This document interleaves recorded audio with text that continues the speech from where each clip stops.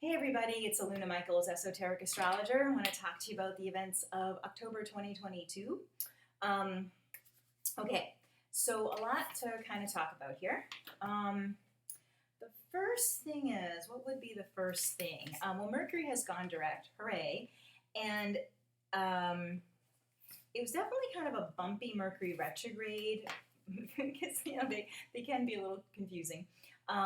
Because Mercury was opposite Jupiter almost the whole time, because Jupiter is kind of going slow right now too. And Mercury is, our plans and things like that, if we're talking a day-to-day kind of level. And when Jupiter is opposite, Jupiter is a great planet, but it's a lot of things. So it was a lot of confusion or a lot of things to do, and then the Mercury retrograde can make plans a little difficult. But we're out of the woods with that, yay. But one of the things to discuss over this first week of October is you're going to be going, oh, this planet's going retrograde all the time. But Mars is going to be going retrograde. And it goes retrograde. It's retrograde the least frequently of any planet. But it's going to start a retrograde pattern at the end of October. And so Mars is slowing down. Normally Mars goes real fast, but it's slowing down, and Mercury often goes fast too, but it's slowing down to go forward. So they're kind of making a square to each other. Normally that would just happen for a day or two, but because of them both changing directions, it's a little longer than normal. And Mars, again, Mercury communication, Mars can be irritation. So just kind of understanding that people are a little bit shorter tempered than normal over the next week or so. But it can also be, Mars itself can be energy to the mind, Mercury. So you can break through patterns. You can have patterns of self-confrontation and really, kind of give yourself, I don't say good talking to, but like a coach, like you can do it, yeah, so you can push yourself through some difficult things too when Mercury and Mars are doing that. Now, because Mars is going to retrograde in Gemini, which is ruled by Mercury, there's that same idea throughout the whole Mars retrograde. So normally Mars is in the sign for 2 months, 6 to 8 weeks. But it went into Gemini at the end of August. It's going to retrograde almost, to Cancer, but still in Gemini at the end of October, moves backwards until mid-January, still in Gemini, then back, now I'm going forward again. And it won't even go into the next sign of Cancer until the third week of March. So we'll be talking about Mars being in Gemini for a while. Normally it just flies right through. But because, again, Mars is this energy and Gemini is the mind and ruled by Mercury, there's that same thing about setting yourself free from old patterns, building new patterns of thought. I really love neuroplasticity, right? Which is that your brain can always grow. But it can be hard to grow new patterns. You have to put a lot of energy toward a new habit of thought because the brain wants to go to what I always did this. Why aren't I thinking I'm a jerk instead of I'm great or something? And so Mars and Gemini can show the keep going, to keep having the energy to do it, and think the new thoughts, work with affirmations, just build a new mind, So it's a great opportunity to do any of those sort of things, It's also good for studying, or if you've made new plans with things, to continue those and not just be like, oh, that was a good idea and I didn't do it. Because the Mars is the doing it part, so that can actually end up really good. Also, because Saturn is in, I don't want to go there yet, do I? Let's wait on that. I was going to talk about Saturn being in Aquarius, but we'll talk about that next, a little bit later. So we're going to have a full moon on the 9th of the month. And again, it's partly with that Mars doing the stuff, Mars and Mercury. So we have a full moon, and then there's going to be a partial solar eclipse with the new moon. So we'll just talk about that for a minute. So the full moon is, of course, the sun opposite the moon. But the sun is going to be right next to Venus, which is the planet of love, at the full moon. Again, this is October 9th. And then the moon will be near Uranus. So that's, sun and moon opposite.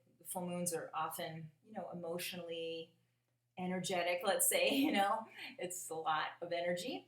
And Uranus is super electrical. So we take Uranus with the moon, and it can be extra reactive, but it also can be, again, really breakthrough. If Mars is the courage to go forward, Uranus is more like the energy of like an epiphany or something, And because the moon itself also likes a rhythm, you're having a full moon with Uranus there can break old patterns and begin new patterns.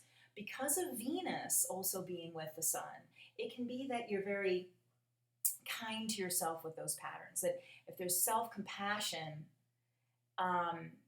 it can make it easy to make that leap of boldness. You're encouraging yourself with kindness, but still keep encouraging yourself.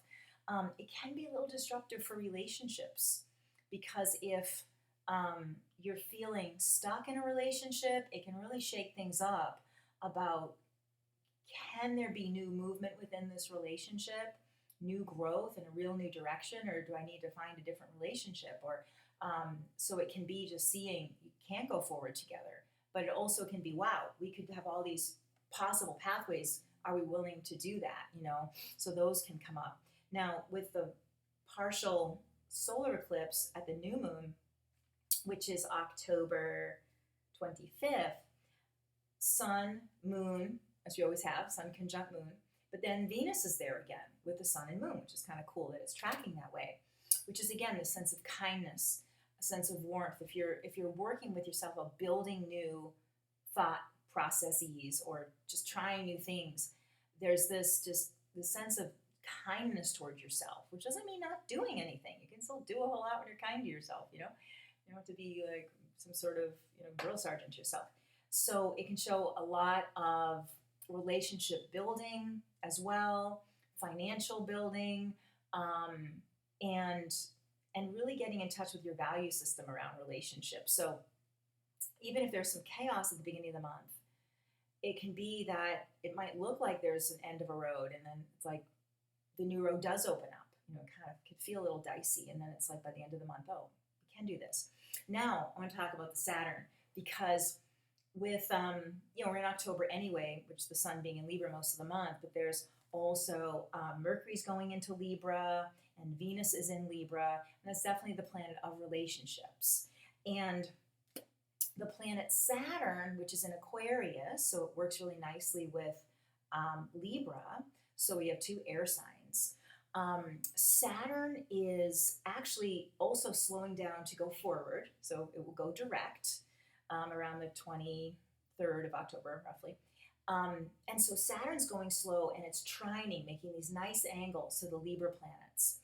And that's able to really stabilize a lot of things in relationships. And that can be romantic relationships, it could be with family, it could be with work, it could be kind of within yourself. If there's parts of yourself you're struggling about personal growth things, the Saturn can help you to manage your expectations,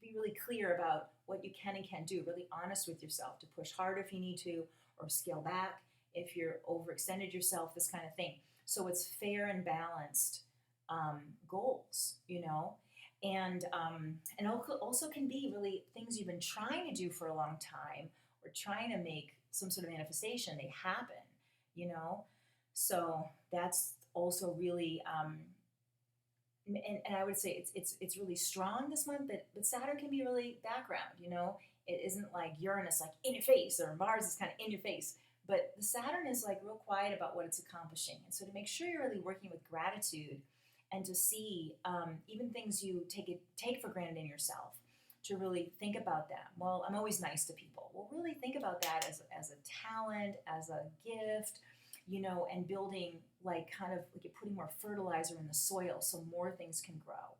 And notice results as they come, even if they've been building slowly. It's like, oh wow, I've really come so far in, since the beginning of the year or something like that. So the Saturn results can sort of creep in, but it's good to really recognize them, okay? So then, let's see. Mercury direct, okay. So the other thing is that Pluto's going direct. So we have a bunch of planets going direct or retrograde this month. Pluto is, let's say, the higher octave of Mars. It's like Mars' big brother. and it's like a lot of energy can get released when Pluto moves forward. Now Pluto, all the outer planets go retrograde once a year and then direct once a year. So here's the Pluto going forward. And because it's happening at, when I talked about Mercury squaring Mars, that kind of hanging around each other. Oh, there's Strummer. Hi, baby. Yeah, Pluto's a big planet. Okay, sorry about that. That because of that Mars and Pluto connection, that Pluto going direct, it can somewhat feel like something's happening. That's where some people can get irritated or defensive with it or something. But it can feel like you're tapping into this power. Again, that power of transformation, to not be afraid of your inner demons or things you've always failed at or something, so it can push you forward through there. But it also is a sense of things being unsettled. So some people can have trouble sleeping during Pluto. We call it stationing direct as opposed to stationing retrograde. So there could just be aware of this sort of unsettlingness. But to think about what kinds of power in yourself have you forgotten about, like doing a yoga practice or working with your meditations or the power of gratitude, and sort of pulling things back into your daily routine, and knowing that you have a lot more resources than you think. The other thing to talk about is, as the planet Jupiter is retrograding, it's been retrograde since the end of July. It retrograded in Aries, and it's going to pop back into Pisces. That's going to happen on, that's the 27th of October, and it's going to stay in Pisces until about December 20th, and then it will go forward again in Aries.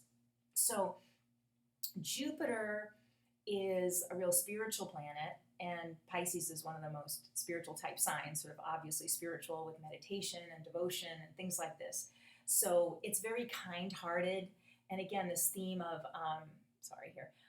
the theme of self-compassion and generosity and gratitude, those themes, it's very peaceful, when Jupiter's in Pisces. I mean, Jupiter's always good-natured, really, the whole sign. But to have it be in Pisces, it is really nice to reconnect with these prayer practices or exploring your dreams or meditation and all those kind of good things. And I especially really love, there's like this book I even read, it's called Good Morning, I Love You. And it's about the brain science and physiological science of self-compassion. And that's a really good one. And it's intriguing, as Jupiter's only in a sign for a year, once every 12 years. So we really get this little kind of reconnection with Pisces again with that. And when Jupiter's in Aries, as it will be in December, it's just more like action, and kind of letting your spirituality hit the road, and really acting on it. But that the Jupiter Pisces is like refueling yourself and replenishing your inner resources and stuff through prayer and meditation and even sleep. Again, the dream world can be very deep, even if you don't remember the dreams. Working with forgiveness, again, keeping healthy boundaries, things like that are really good with Jupiter and Pisces. Okay, so that's it. I forgot to say at the beginning, thank you to all the guys on Know Thyself podcast. Hey guys, thank you for everything. And if you want a session with me, alunamichaels.com. You can, it's not the greatest to leave a message on YouTube. Sometimes I don't get the notifications that you did, but you can call me at 248-583-1663 or my email, aluna@alunamichaels.com. Let me know if you want a reading or have questions. Enjoy your October. It's a lot of empowerment, really cool stuff. Okay, bye for now.